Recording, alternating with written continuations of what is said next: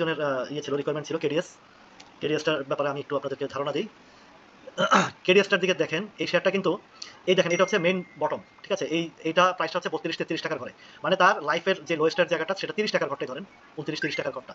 তো এই ঘরটা সে আসছে কখন, যখন মার্কেট ট্রিবিন্ডাস ফল করেছে। তো এই জায়গাটা আপনি ধরতে পারেন না, এটা ফলের কারণে চলে আসছে।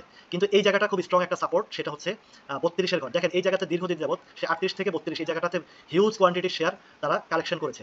করার পরে এই শেয়ারটা এদিকে একটা ডেলিভারি গেছে, ঠিক আছে? এই দেখেন এই লেভেলটাতে 45-46 টাকার দিকে একটা ডেলিভারি হয়েছে। এই ডেলিভারির পরের যে চিত্র করেছে সে আরেকটা কারেকশন দিয়েছে এই লেভেলে, দিয়ে এখানে আবার কিছু ডেলিভারি হয়েছে। কিন্তু এই যে এখান থেকে এই 45 টাকা থেকে যখন পড়া শুরু করছে এই পর্যন্ত, তার মানে সে মার্চ, এপ্রিল, মে, জুন, জুলাই, আপনি যদি এখান থেকেই ধরেন কালেকশনের মুডটা, এখান থেকেই ধরেন এটার সর্বলোয়েস্ট নামিয়েছে, সেটা হচ্ছে মে মাসের 19 তারিখ। তো মে, জুন, জুলাই, ইভেন আগস্ট এই পর্যন্ত সেটা সেই শেয়ারটা কালেকশনের মধ্যে আছে। মে, জুন, জুলাই, আগস্ট অলরেডি 4 মাসের মতন বা 3.5 মাসের মতন শেয়ারটা কালেকশন করে ফেলেছে। এখন এটা খুবই সম্ভাবনাময়। আমি গত 2-3 দিন যাবত বলে আসছি যে শেয়ারটা মোটামুটি আমার কাছে ভালো লাগছে। এটা আপনারাও দেখতে পারেন। এটা একটা ভালো পজিশনে আছে। এটা লোয়েস্ট বটম যদি আপনি ধরেন তাহলে 38 টাকা 30 পয়সা, যেটা আসার সম্ভাবনাটা এখনো পর্যন্ত ক্ষীণ। তবুও আপনারা চিন্তা ভাবনা করবেন, 40 টাকার ঘরে আছে 38 টাকা, 30, 40, 50 বা 80 পয়সা, 1-1.5 টাকার গ্যাপ। এগুলো শেয়ার, এই শেয়ারের সংখ্যাও কম, এটা এমন একটা বিষয় না। তো কেডিএস এর বিষয়টা হচ্ছে এখানে একটা কালেকশন ভালো হচ্ছে, এবং এটা যদি আসে, মানে টান আসে, শুরু হয়। দেখেন আজকে কিন্তু হালকা গাঢ় করেছে, মানে গাঢ় থেকে হালকা হয়ে আসছে এই হিস্টোগ্রামের বার। আরেকটা বিষয় হচ্ছে, যেটা আপনারা আজকে একজনে কমেন্ট করেছেন যে কিভাবে বুঝবো বটম কোনটা আর কিভাবে বুঝবো যে তার ইউটার্ন আসছে।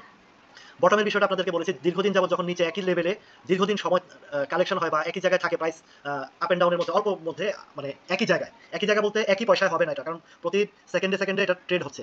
তো সেখানে 10 পয়সা 20 পয়সা আপ হবে ডাউন হবে, আপ হবে ডাউন হবে, 8 আনা আপ হবে ডাউন হবে, 1 টাকা আপ হবে ডাউন হবে, এটা বুঝতে হবে আপনাকে। যেমন দেখেন এখানে 36 টাকা থেকে 32 টাকা এই পর্যন্ত শুধু কালেকশন হয়েছে।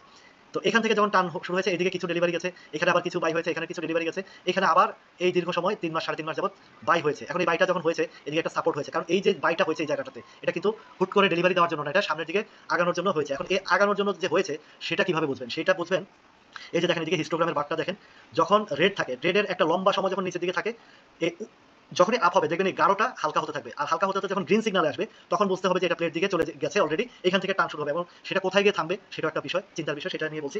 এবং এই হিস্টোগ্রামের বার যখন গ্রিন সিগন্যাল দেবে তখন থেকে শেয়ারটা একটা ভালো পজিটিভ মুডে যাওয়ার চিন্তা করবে, কারণ যে শেয়ারটা যত বেশি লম্বা সময় কালেকশন হয় সেটা সামনে যাওয়ার বেশি একটা পসিবিলিটি থাকে। এটার একটা জিনিস আছে এখানে ধরেন 46-47 টাকা, যেটা 2-3 বার একটা সাপ্লাই গেছে। তো এই জায়গাটা পার করাটা, এই যে কালেকশন করেছে এটা কোনো ব্যাপার না। এখন আপনি টার্গেট কোথায় করবেন, টার্গেটের জায়গাটা আসেন এই 46-47 যদি পার করে, বিশেষ করে 45-46 পার করলে এই শেয়ারটা নেক্সট রাউন্ডে, এই যে দেখেন এখানে একটা সাপ্লাই জোন আছে এই জায়গাটা, এখানে একটা আছে 56-57, এবং এই 56-57 হচ্ছে এই জায়গাটা বেশি ইম্পর্টেন্ট, এটা হচ্ছে 62-63-65 এই লেভেলটা। এবং এই শেয়ারের যে কোয়ান্টিটি এবং যে আরএসআই যা কিছু আছে তা কিন্তু আরো উপরে যাওয়ারও ক্ষমতা রাখে, সক্ষমতা রাখে। এর ফান্ডামেন্টাল শেয়ার অবশ্যই জানেন, এটা 84-85 পর্যন্ত যাওয়াটাও কোনো ব্যাপার না। তবে এইখানের জায়গাটাতে